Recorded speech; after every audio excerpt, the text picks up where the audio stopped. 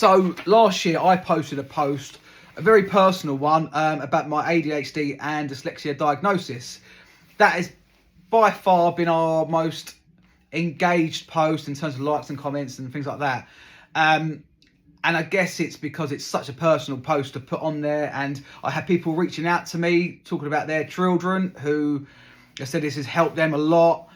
We've had older people who have then gone on to get diagnosed themselves, because I got diagnosed very late in life, and it just seems to help so many people. And I don't speak about it much because I just don't talk about my personal life too much.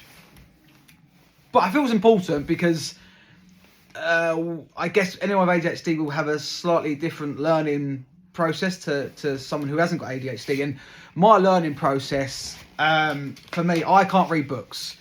I can read, I can't take in the information. So anyone with ADHD will understand it. It might take you 3-4 times to read a page and you just don't take it in. So for me, when I was growing up, my interest developed, interest in antiques developed from Miller's Antiques books. Anyone who's ever had one will recognise it straight away. They come out annually, plus other editions, I believe, and they're full of colourful pictures throughout. This one's from 2003, one of my old ones, and I used to get this every year and literally just teach myself from the pictures. I wouldn't read the information. I would just look at the pictures, look at the date, and take in the styles, the colours. And that's how I learn a lot of what I know, and that's how I still learn now and still move forward. When I see a piece of furniture, I can see it's of a certain period just by the look of it.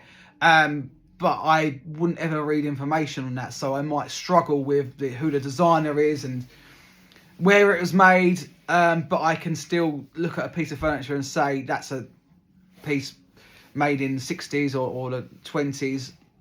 So that's my learning process, and I just want to put it out there because I think it could potentially help a lot of people who maybe have ADHD. You might not know you got it, so look into it.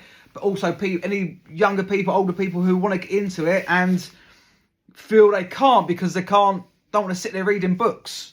But Miller's Antiques books are fantastic for that.